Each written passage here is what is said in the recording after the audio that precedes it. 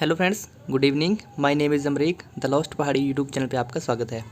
तो फ्रेंड्स, आप में से काफ़ी कैंडिडेट्स जिन्होंने भी एचपी हाई कोर्ट का जो है प्रोसेस सर्वर का एग्ज़ाम दिया था, उसके बाद उन्होंने डॉक्यूमेंट वेरिफिकेशन दी, तो काफ़ी कैंडिडेट्स की ये क्वेरीज थी कि सर इसकी एक्सपेक्टेड फाइनल कट ऑफ क्या रह सकती है और इसका फाइनल रिज़ल्ट कब तक आ सकता है और कैटेगरी शिफ्ट कैसे होगी। रिज़र्व कैटेगरी से एससी एसटी ओबीसी से अगर कोई कैंडिडेट जनरल यूआर में जाता है तो किस तरह से जाता है, उसकी क्या रूलिंग्स है और जो है कितने कैंडिडेट जो है शिफ्ट हो सकते हैं। तो इस वीडियो में मैं सारे डाउट क्लियर कर दूंगा कि कितने कैंडिडेट जो है जनरल में शिफ्ट हो सकते हैं और एक्सपेक्टेड फाइनल कट ऑफ क्या रह सकती है, कब तक रिजल्ट आएगा और रिजल्ट आने के बाद कितने दिनों में ज्वाइनिंग हो जाएगी और रेगुलर पोस्ट और कॉन्ट्रैक्ट की पोस्ट किस तरह से मिलेगी। तो चलिए इस वीडियो से स्टार्ट करते हैं। जो चैनल पे पहली बार विजिट कर रहे हैं उनसे रिक्वेस्ट है कि प्लीज़ चैनल को सब्सक्राइब करें, वीडियो को लाइक करें, शेयर करें, ऐसे ही और अपडेट्स के लिए हमारे चैनल के साथ बने रहें। तो चलिए शुरू करते हैं। तो सबसे पहले तो मैं आपको बता दूं कि ये जो रिज़ल्ट आया था जब रिटन एग्जामिनेशन का, तो उस टाइम पे ये कट ऑफ ये रही थी जब कैंडिडेट्स को 1:3 में बुलाया था। ठीक है, अब इसी के बेस के ऊपर हम जो है फाइनल एक्सपेक्टेड कट ऑफ निकालेंगे। आप देख सकते हैं इसमें टॉप स्कोर जो जनरल का 35 रहा था, एससी का 34, शेड्यूल ट्राइब का 30, ओबीसी अदर बैकवर्ड क्लासेस का ओबीसी का 32.5, ठीक है, इकोनॉमिक वीकर सेक्शन का 33 और पीएच कैटेगरी का 30। तो ये कट ऑफ रही थी। ये जो है सिलेक्टेड कैंडिडेट्स के रोल नंबर थे।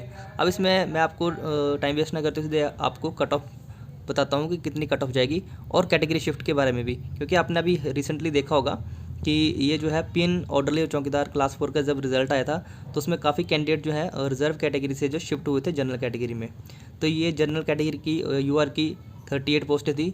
देखिए, यूआर किसी के लिए रिज़र्व नहीं होती, जनरल वालों के लिए या किसी भी कैटेगरी के लिए यूआर होती है अनरिज़र्व। इसमें कोई भी कैंडिडेट फाइट कर सकता है, चाहे वो किसी भी कैटेगरी का हो। अगर वो मेरिटोरियल स्टूडेंट है तो उसको जनरल कैटेगरी में ही शिफ्ट किया जाता है। ये एक रूल है रिजर्वेशन का, चाहे वो एससी से हो, ओबीसी से हो, एसटी से हो, जनरल यूआर से हो, किसी भी कैटेगरी से हो। अगर वो मेरिटोरियल स्टूडेंट है तो वो जनरल कैटेगरी में ही रहेगा। तो ये सुप्रीम कोर्ट की जजमेंट है। तो आपने इसमें देखा होगा कि इसमें काफ़ी कैंडिडेट जो है सिलेक्ट हुए थे। मेरे ख्याल से ये 38 पोस्टें थी, तो इसमें 20+ कैंडिडेट्स जो थे वो रिजर्व कैटेगरी के जनरल यूआर में आए थे। तो यहाँ पे भी हम ऐसी प्रेडिक्शन करेंगे इसी के बेस के ऊपर कि फाइनल कट ऑफ कितनी जा सकती है और कितने कैंडिडेट सिलेक्ट हो सकते हैं। सबसे बात करते हैं डीबी की। तो देखिए, डीबी में सबके जो मैक्सिमम मिनिमम मार्क्स जो है सबके 3 लगे हैं और मैक्सिमम सबके 5 लगे हैं। ठीक है, एक्सपीरियंस के भी मार्क्स थे, पर एक्सपीरियंस वाले कैंडिडेट बहुत ही कम थे। हार्डली 1 या 2 कैंडिडेट ऐसे थे जिनका एक्सपीरियंस था। तो आप एक्सपीरियंस को बिल्कुल डिनाई कर सकते हैं कि एक्सपीरियंस को इसमें बहुत बड़ा फैक्टर नहीं रहेगा कट ऑफ के लिए। 1-2 कैंडिडेट हो सकते हैं जिनके पास एक्सपीरियंस हो, लेकिन क्लास 4 का एक्सपीरियंस बहुत कम कैंडिडेट्स के पास होगा। तो जिनके पास +2 और ग्रेजुएशन थी वही कैंडिडेट आगे गए होंगे। और आजकल के टाइम में सबने मैक्सिमम कैंडिडेट्स ने ग्रेजुएशन करी होती है, तो मैक्सिमम सभी के जो है 5 मार्क्स जो है मिनिमम लगे ही होंगे। तो इसी बेस के ऊपर सबसे पहले मैं बात करते हैं हम जनरल कैटेगरी की। देखिए, जनरल कैटेगरी की जो है टोटल जो है पोस्टें थी, मैं आपको भी बता देता हूँ टोटल कितने पोस्टें थी यहाँ पर। अच्छा, इसमें एक और पॉइंट भी है कि इसमें जो कट ऑफ जो है रेगुलर पोस्टों के लिए अलग से कट ऑफ बनेगी और जो कॉन्ट्रैक्ट की पोस्टें हैं उनके लिए अलग से कट ऑफ बनेगी। तो यहाँ पे मैं आपको पहले बताता हूँ, जैसे भी पीएन ऑर्डरली चौकीदार में किया था कि अभी सिर्फ जो है रेगुलर पोस्टों का रिजल्ट आया है। जो आपकी कॉन्ट्रैक्ट की पोस्टें हैं या डेली बेस की पोस्टें हैं उनका रिजल्ट जो बाद में आएगा। तो पहले जो रिजल्ट आएगा वो 51 पोस्टों को लेकर के आएगा, जिसमें रेगुलर पोस्टें हैं, जिसमें जनरल की जो है 28 रेगुलर पोस्टें हैं, एससी की 7 हैं, एसटी की जो है 2 है, ओबीसी की 9 पोस्टें हैं, ईडब्ल्यूएस की 2 हैं और पीएच की 3 कैटेगरी हैं। फिर जब इन 51 कैंडिडेट ये ज्वाइन कर लेंगे, उसके बाद अगर कोई पोस्ट वैकेंट रह जाती है तो उसके बाद फिर से एक रेगुलर का रिजल्ट आएगा, रेगुलर की लिस्ट आएगी। उसमें से जो है बाकी मेरिट में जो स्टूडेंट होंगे उनको उठाया जाएगा और उनको रेगुलर पोस्ट के ऊपर अपॉइंटमेंट दी जाएगी जब तक कि रेगुलर पोस्टें पूरी की पूरी भर नहीं जाती।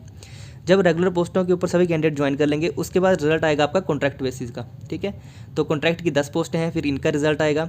जब कॉन्ट्रैक्ट के भी सारे कैंडिडेट ज्वाइन कर लेंगे क्योंकि कन्फर्मेशन आ जाएगी, उसकी कन्फर्मेशन के बाद डेली बेस की जो 16 पोस्टें हैं उनका रिजल्ट आएगा। तो ये आपका रिजल्ट इस तरह से बनेगा। तो चलिए सीधा करते हैं मेरिट पे बात। तो जनरल की 42 पोस्टें थी इसमें अब रेगुलर की बात करें तो इसमें रेगुलर थी 28 पोस्टें। 28 पोस्टें जो रेगुलर हैं, तो सबसे पहले 28 पोस्टों के ऊपर रिजल्ट आएगा। अब यहाँ पे आप कैंडिडेट देखोगे कि यही, क्योंकि ये लिस्ट सेम वैसी की वैसी ही रहने वाली है, बहुत कम चेंजेस होंगे इसमें, 1-2 कैंडिडेट ऊपर नीचे हो सकते हैं।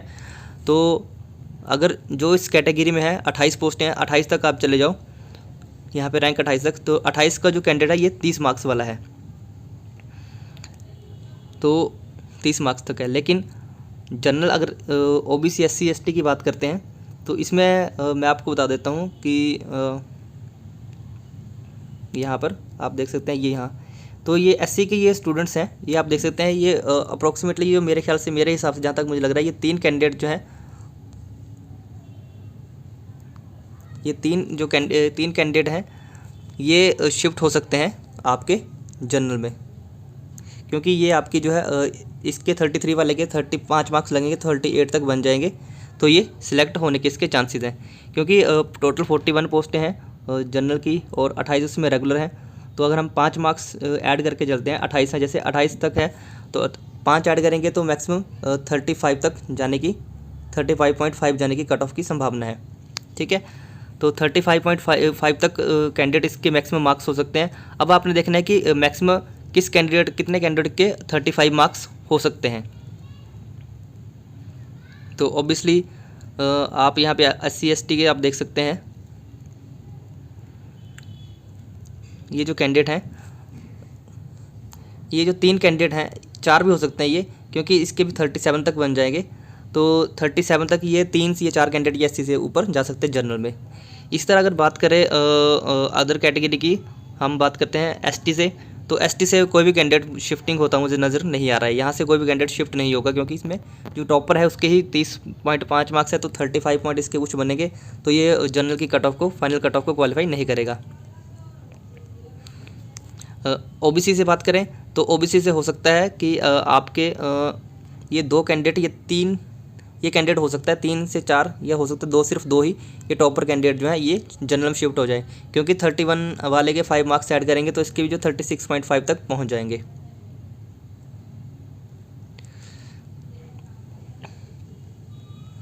तो अगर हम 28 पोस्टें रेगुलर हैं, अगर उनकी बात करें तो यहाँ पर ये जो है 31 वाला ये 36 तक जाएगा। तो इस हिसाब से अगर हम एक्सपेक्टेड कट ऑफ की बात करें जनरल UR की, तो वो जो है आपकी जो है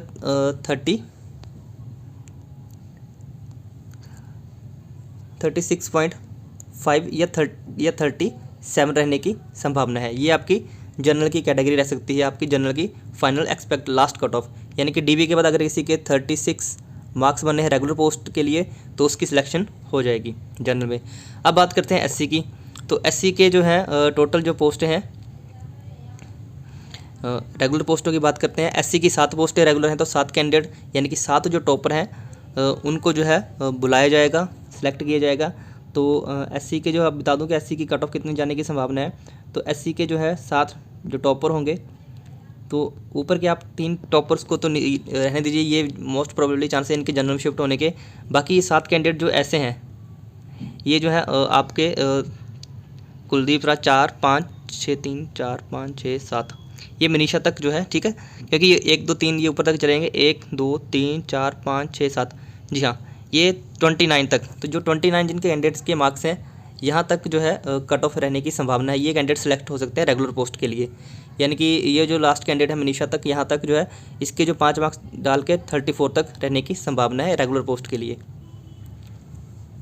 इस तरह हम बात करते हैं OBC की, तो OBC की जो रेगुलर पोस्टें थी वो आपकी थी 9 पोस्टें थी। तो OBC के जो है सिलेक्टेड, यहाँ पे आप देख सकते हैं OBC लिस्ट में जाएंगे तो OBC की ये टॉपर जो है ये 2 टॉपर, इनका ये तो डेफिनेटली जाएंगे ही जाएंगे जनरल में, क्योंकि 36 तक पहुँच जाएगा। हाँ, इसका हो सकता है ये जो है 3 नंबर वाला, ये 4 नंबर वाला ना जाए। तो 9 पोस्टों के हिसाब से अगर बात करें तो यहाँ पर अगर रैंक 11 तक, ये आप देख सकते हैं 11 तक जो है ये 29.5 इस कैंडिडेट के सिलेक्ट होने की, रेगुलर पोस्ट मिलने की यहाँ तक संभावना बिल्कुल बन रही है।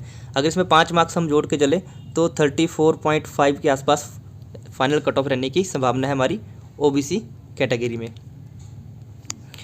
उसी तरह अगर बात करें OBC के बाद हम ST की, शेड्यूल ट्राइब की, तो शेड्यूल ट्राइब में शिफ्टिंग बिल्कुल भी नहीं होगी, क्योंकि कैंडिडेट्स के मार्क्स कम हैं और इसमें 2 रेगुलर पोस्टें हैं। तो इसमें जो सिलेक्टेड कैंडिडेट होंगे वो फर्स्ट वाला तो सिलेक्टेड ही है, बाकी कंपटीशन इन 2 कैंडिडेट्स में है। 2 नंबर और 3 नंबर पे, इन दोनों में से कौन सेलेक्ट होता है वो आगे की है, किस में रेगुलर पोस्ट मिलती है। उस तरह अगर बात करते हैं हम फिज़िकल हैंडीकैप की, तो फिज़िकल हैंडीकैप की जो है 3 पोस्टें रेगुलर हैं, 3 पोस्टें इसमें रेगुलर हैं, और ये टॉपर जो 3 हैं ये ही तीनों के 3 कैंडिडेट ही सिलेक्ट होंगे रेगुलर पोस्टों के लिए, इनमें भी शिफ्टिंग नहीं होगी। आगे बात करें EWS की, तो EWS की 2 पोस्टें हैं रेगुलर, तो EWS से एक कैंडिडेट ये जो है 33 वाला ये जनरल में चला जाएगा, और ये जो 2 कैंडिडेट जो हैं ये सिलेक्ट हो जाएंगे हमारे EWS में रेगुलर पोस्ट के लिए। तो ये जो है एक्सपेक्टेड कट ऑफ EWS के में 2 चले जाए, एक कैंडिडेट इसमें चला जाएगा, 2 पोस्टें हैं तो ये यहाँ पे 30, यानी कि EWS की जो है कट ऑफ जो है 35 के आसपास रहने की संभावना है। तो ये मैंने आपको सभी कैटेगरी की कट ऑफ बता दी, किस तरह से इसमें कट ऑफ जा सकती है, किस तरह से जो है कैटेगरी जो है शिफ्ट होती है।